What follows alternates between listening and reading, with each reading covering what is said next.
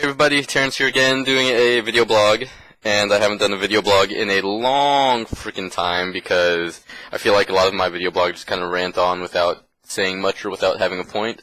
But this is kind of something that I really wanted a video blog about for a while because it means a lot to me as a gamer for as long as I can remember, since probably I was 5 when I first played Sonic and Knuckles on my friend's Genesis, so gaming has been a part of my life for a long time. And as I grew older, I would read magazines like Tips and Tricks and Nintendo Power and stuff like that.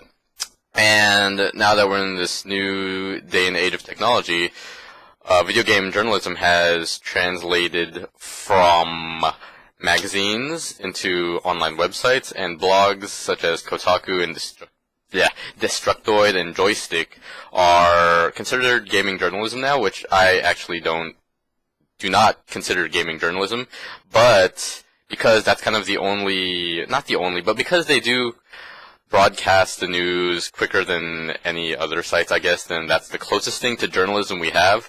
But the problem we have here is that we have blogs that are considered journalism but aren't journalism, If you go into normal political, media, if you try to use a blog on a paper, that you write for school, for an essay, they're gonna be like, no, this is bullshit. You can't use a blog as a source, You have to actually get, a newspaper source, because that's actual journalism. So, it's kind of weird that we're considering blogs gaming journalism. And there's no journalism in blogging, in a lot of blogs at least. There is, in the sense that they do inform us of things really quick, but at the same time, there's a lot of opinionated pieces there, and blogs are all pretty much just opinion, they post what they want to, and they kind of put a spin on it. And even though they do that in normal media, regarding blogs, that's kind of the assumption when you post a blog. It's not a news source. There's going to be, a spin on, a bias there, just by posting what you post, So, you can present yourself as a media source, but you're not going to be a journalistic source, but you're not going to be a journalistic source. I'm not going to go and write a paper on video games and source Kotaku, I'm not going to use that as one of my sources. That's stupid. But anyways, the reason why I bring up gaming journalism is because there's this thing going around that I know a lot of people know is going on, and in a nutshell, it's called GamerGate, which is really stupid.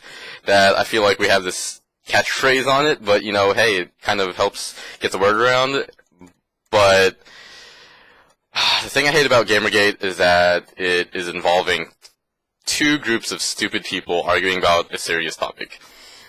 And the reason why I'm saying there are two groups of stupid people is because when it comes down to it, if you search GamerGate, #GamerGate, what you have is mostly people attacking each other for their beliefs and stuff like that, and it's like, oh man, you suck a dick, man, you probably, sleep with your mom still and eat rice because you don't have any better culinary taste in your mouth, and it's just this stupid argument where we're not getting anywhere regarding this topic that I feel is very important, especially for me as a gamer for a long time.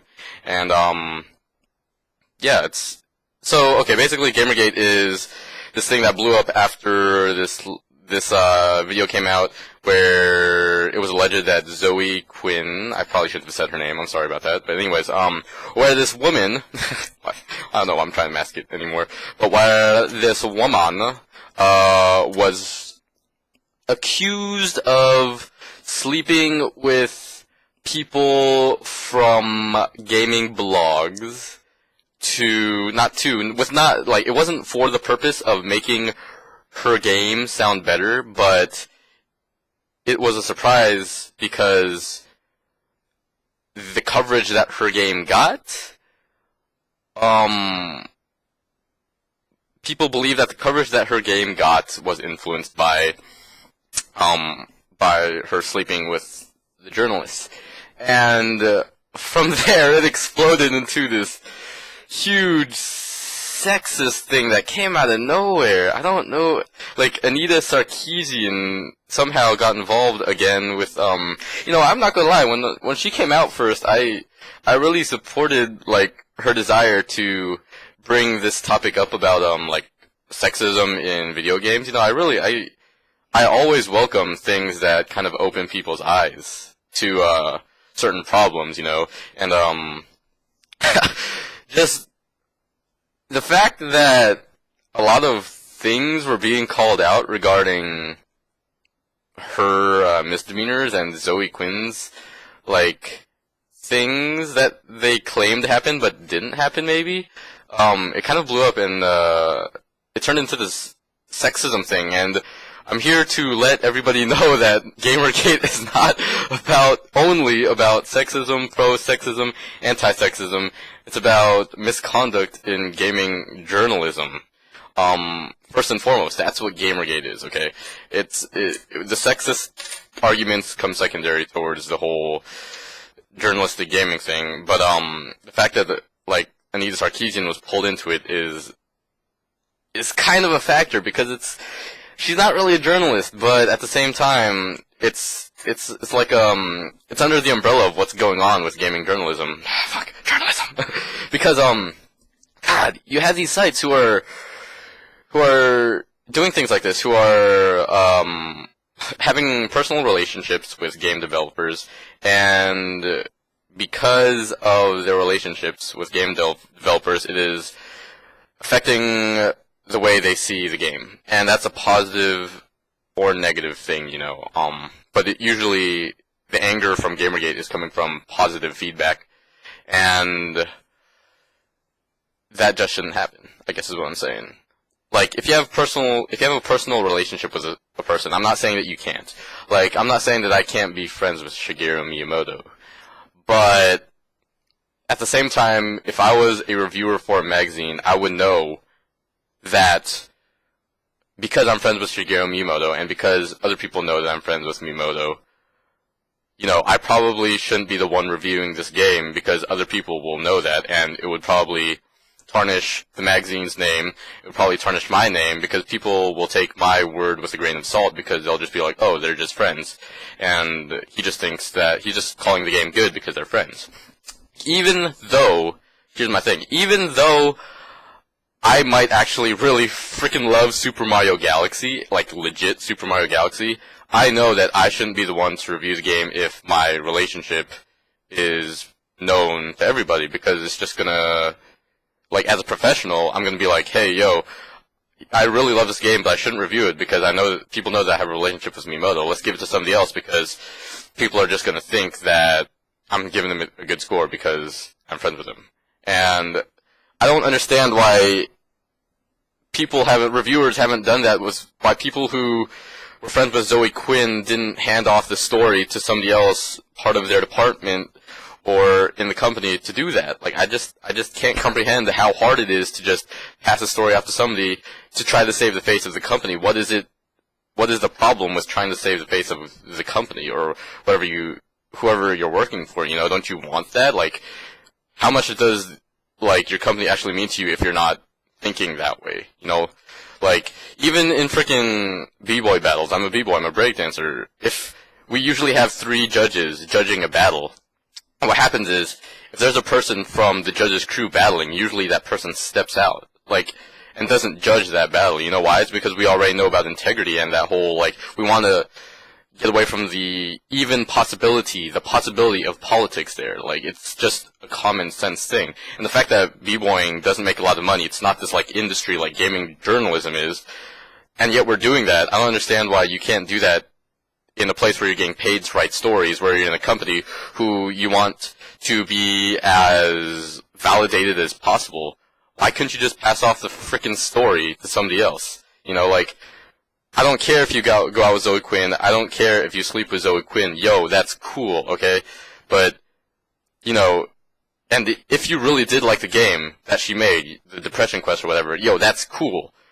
But since you know that you were sleeping with her and you like the game as well, don't you think in your mind that there might be some sort of skepticism coming from your readers, from any of your readers? Like, you're in this position of power where your voice is going to be taken, like, heard and taken in by so many people, and you don't think one of those people is going to just point out that relationship? Like, I don't understand. It's not hard if you really care about the company to just be like, yo, this thing's going down, or go up to whoever it is, your editor or producer. I don't know exactly how that works, but I don't know how hard it is just to be like, yo, I have this relationship with Zoe, and even though I like this game, the fact that I like this game is gonna cause some weird crap to happen. People might think that I only like it because I have this relationship with her.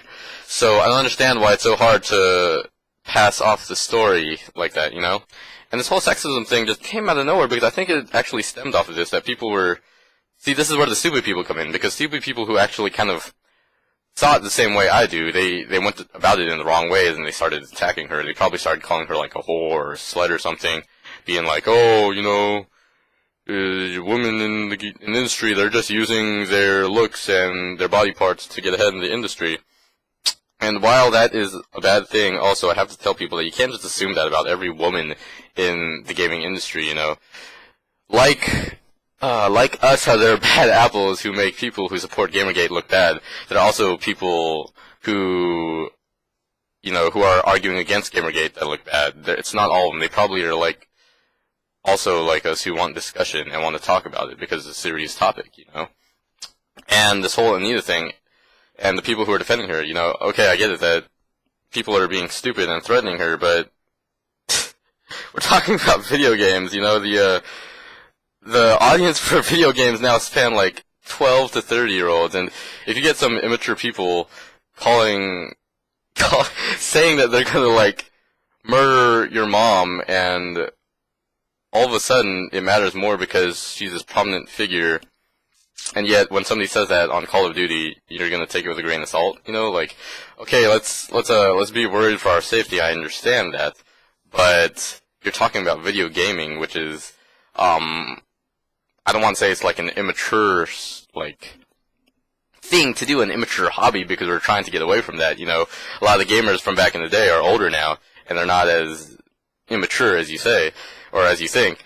But at the same time, you do get a lot of immature people regarding anything. You get sports fans who threaten each other, who beat up each other in bathrooms. I don't know if you saw that video of the 49ers fans beating each other up in the bathroom just because they were drunk, but, you know, you have people like that who are bad apples, and I guess what I'm saying is, just because you have death threats don't mean that the whole entire people who support GamerGate are sexist.